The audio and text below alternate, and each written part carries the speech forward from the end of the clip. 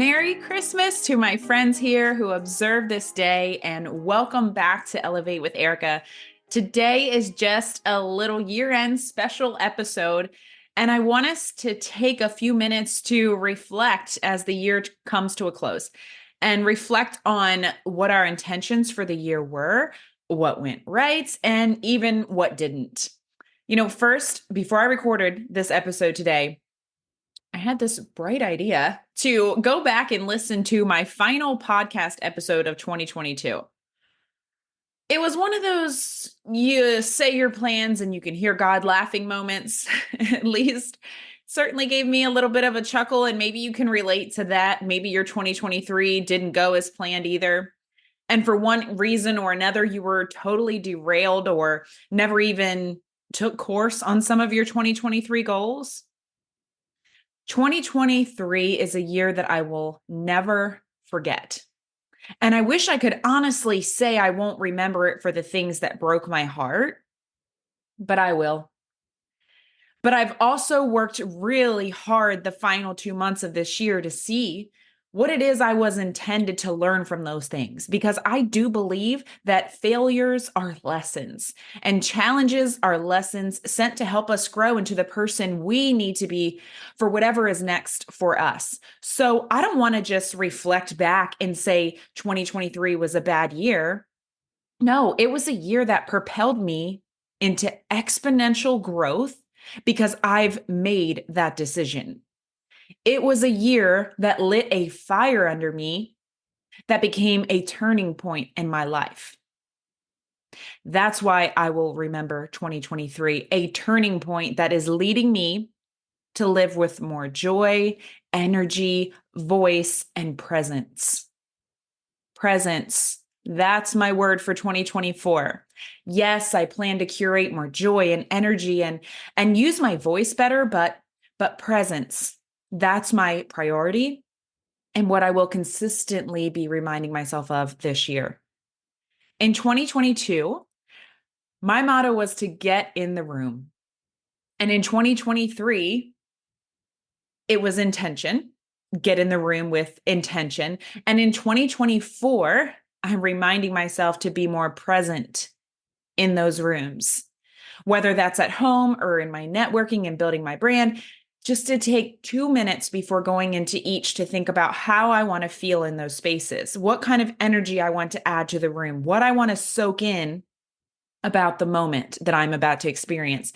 How can I be fully present in conversations with others? And how do I want to leave others feeling? If you too had a year where things didn't go quite as planned, and maybe for you, if you're like me, that's putting it kind of nicely. What we decide to do with what we went through this year is what will actually define 2023. That's ultimately what I want you to take from this episode. My marriage took a hit, and we are now in couples therapy, which I'm not embarrassed about at all. It's a brave decision that not a lot of couples try, and I'm proud of us for getting uncomfortable, because let me tell you something, I sweat on that couch in therapy. But it's a necessary uncomfortable because the way that we were functioning as husband and wife was no longer working. And I think that it's brave that we were able to own that and see if this marriage is repairable. See if this relationship is the best thing for both of us. My oldest son turned 13, and it felt like a light switch. His personality seems to have changed overnight, and it's been a real struggle. The transition to 8th grade has not been easy on him, and I am working to figure out how I'm supposed to be there for him in this season of life. Like every parent, I'm trying to figure out the right things to do and say without a rule book. And co-parenting and shared custody just adds another layer of challenge to that, as he's not always in my home. So the second half of my year has been consumed by those two challenges, and I've really struggled with figuring out how to manage those and still show up for my business and what I love to do. And that is to inspire and motivate others to get uncomfortable and charge up their life, But I struggled with figuring out how to do that when my own heart was breaking, which then in turn impacted my finances. So my foundation was rocked. My marriage, my kids, my finances all took a hit this year. Thankfully, I have my health. And as I have come to terms with these challenges and felt the immediate reactions from them and had my ugly cries on the bathroom floor, I am now in the phase where I'm learning to feel gratitude for them for what didn't go as planned. And that's not an easy thing to say because I still feel the pain of those things. But what I can take ownership for is that I got a little complacent this year. I got a little too comfortable because things were good at the beginning of the year and I liked that. But because things were good, I got comfortable and I stopped checking in with myself to see if I was showing up as the best version of who I am. If I was giving my energy to my kids and to my husband and to my business in the way that I wanted to, as my highest self. And I wasn't. And I know we're not on our A game every day, but I wasn't on my A game any day. I got complacent. I got quiet. I got a little robotic. And, there was something heartbreaking that happened this year that was not my fault and not in my control. I'm not taking ownership for that. And I'm not asking you to do that if you have a similar scenario. But we can own what we could have done better. And I am owning how I want to show up differently from this day forward. So can you reflect on your year and take some time to do the same? Think of what went well and what didn't go as planned and what you can own that you can improve on. In that final episode of 2022, I gave 3 tips for how to be more inspirational in 2023. And my very first tip was to get clear. Get clear on what you want and why you want it. Because once you're clear, you can get intentional, both in resting with intention and working with intention. Except life happened in July and my world felt like it flipped upside down. And I mentioned in that episode that it wasn't going to be a road free of bumps. But if you know what you want and why you want it, you'll be super clear on the steps and it'll be easier to course correct when you hit a bump. And I asked you to repeat after me. I am walking into the best year of my life. I am clear on what I will work on. I will fill my day with intention. I will stop letting myself off the hook for not trying, caring, and not following through on the promises to myself. I will live less out of habits and more with intent. That's how we close this podcast approaching 2023. But I hit a large bump in the road and I found myself at the lowest point of my life. And I'm still recovering from that pit. And it took me a long time to pull myself up out of it. And I'm showing myself some grace for that. But I'm just so glad that I feel alive again and excitement for my future. And people have messaged me and people that I've spoken to in person as well have said that they see a change in me, that I look happy again. And the reason why they can see that, even though I'm still very much recovering from pain, emotional pain, that is because I was so clear at the beginning of this year what I would work on. I was so clear how I was going to get in the room with intention. And I couldn't have planned for that bump. I didn't see it coming. It was out of my control. And I couldn't plan for how long it will take me to work through those emotions. I actually believe I'll be working to heal from things that happened this year for quite some time. I'm not putting a time limit on it. But you can acknowledge what didn't go as planned in 2023. You can own any parts that you played in that. And at the same time, be excited for your future and be planning how you'll grow from this. Be dusting yourself off while standing tall. You don't have to wait until you're totally healed or back in your original unbeat up by 2023 state to put the gloves on and fight back. I want to see us win. That's why I created this podcast. I want to see every one of you achieve every dream that you have. What if we start looking at each other in admiration because we just continue to try, that we keep going? Like, damn, she's killing it despite the challenges she faced this year. And when we keep showing up despite our challenges ourselves, we get to be that for someone else too. If you had a rough year, I feel you. Not only has what's been going on around the world been heavy, but you're battling things internally and at home that people know nothing about, and it's hard. I get it. But this is why I want you to shed light on what didn't go as planned, because that's when we can see where we can grow. That's when we can work to make 2024 not a repeat of the problems that we had in 2023. And it requires reflection and, yes, even gratitude for what didn't go right and propelled us into growth. If you decide to let it be that. We find our strength in adversity. And I hope that you are damn proud of yourself for the way that you continued on despite your bumps and bruises from this year. And maybe you're thinking, because I know we can be hard on ourselves, I could have done better. But you know what? You did the best you could with what you knew then.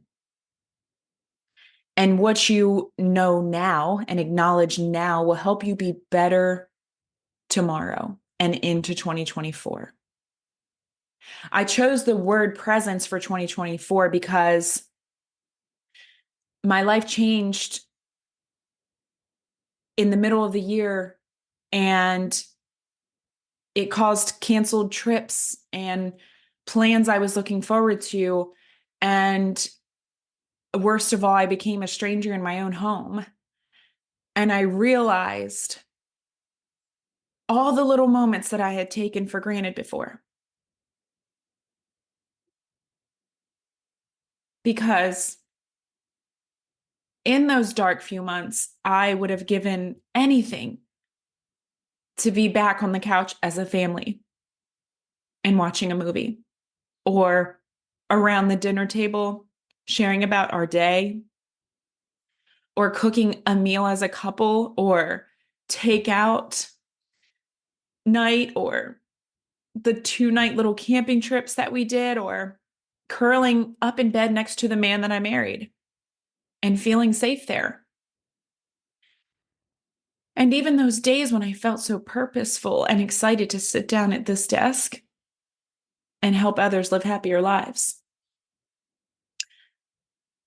Those things are so hard for me to even talk about still today, because this is me still healing. And it's really hard for me to talk about those few months of my life when that rug was ripped out from under me. But I can't change what happened. What I can do is decide that no matter what happens from this point forward, I will feel gratitude for those small moments, those seemingly mundane moments, because those are the things I missed when I didn't have them anymore. And it will require me to be fully present in every room that I'm in. It will require me to practice taking a breath before each new room I walk into, and closing my eyes and asking myself, what energy do I want to bring to this moment? What energy do I want those in the room to feel from me? And how would my highest self handle this experience? If you're choosing to be more present in 2024 as well, then we're going to be required to slow down. Slow down to speed up. I know it doesn't make sense. But we have to break free from being lost in the chaos. And we won't be perfect at it because we've been doing the opposite for so long.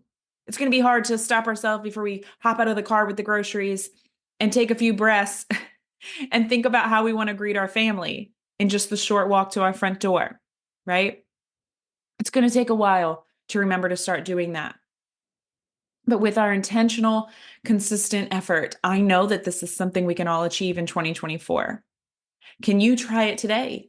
Before you walk into your next room after listening to this episode, will you take a breath and ask yourself, what energy do I want to bring to this moment? What energy do I want those in the room to feel from me? And how would my highest self handle this experience? Even if you're going into a room with just you in it, I want you to be present in that too.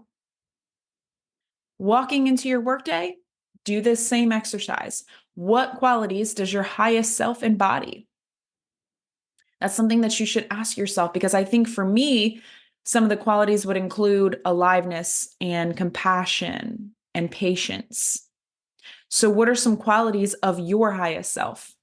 Can you put those in a note on your phone to look at before you walk into any room, before you transition from task to task? Because it's a choice to be where you are and be fully present in the experience and the people in the room with you. But when we are present, that's when we can truly feel gratitude for things we may have been taking for granted while lost in the chaos, the list of to-dos, and sitting in one moment and thinking about what we're going to do in the next moment. Be where you are, be present, soak in the details, open your heart and your mind to those there with you. Put down what you're doing, what you're going to do next, put it down, and create space for those in the room with you. A positive mindset is what's going to help you bounce back from this year. It's what's going to build your resiliency to challenges in the future. And being resilient doesn't mean that you won't feel the pain of those challenges, but it will help you to see them as highlighters of areas in need of change and growth. We are at the threshold of a new year together. I'm excited about that. We've taken some time to reflect back on our 2023 journeys together, and it's time to look forward with hope. And I want to encourage each and every one of you to be kind to yourselves as you reflect on the past and embrace the growth and positive change that you can experience in 2024. Every peak, every valley contributes to your unique story. What you do with the roadblocks and detours that you face this year is a testament to your strength. So take a moment to feel proud of yourself for choosing to even just still be here with me today, to be listening to something motivational, for continuing to look for areas in which you can grow.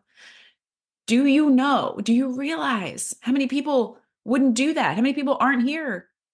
How many people are just saying 2023 was terrible and 2024 is about to get a lot worse and this is just the way life is?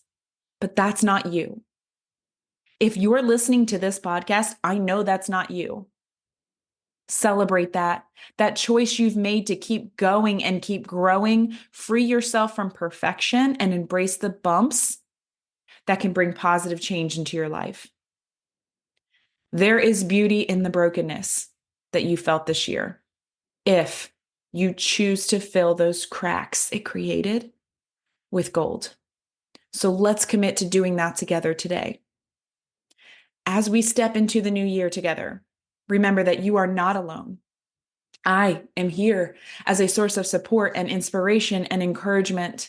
Let's navigate the journey ahead with kindness and self-compassion and the knowledge that each day is an opportunity for renewal. Every room that we walk into is an opportunity for renewal. You can change the way that you've been showing up in your life for your loved ones by just choosing to be more present in every room you walk into. So how will you go greet your kids, your spouse, your loved ones after this? It doesn't matter how you have been. How will you now? And from this point forward, how will you remind yourself of those qualities of the highest you every day, and how will you embody them? I'm wishing you a year filled with more presence, more growth, more joy, and the unwavering belief in your own resilience.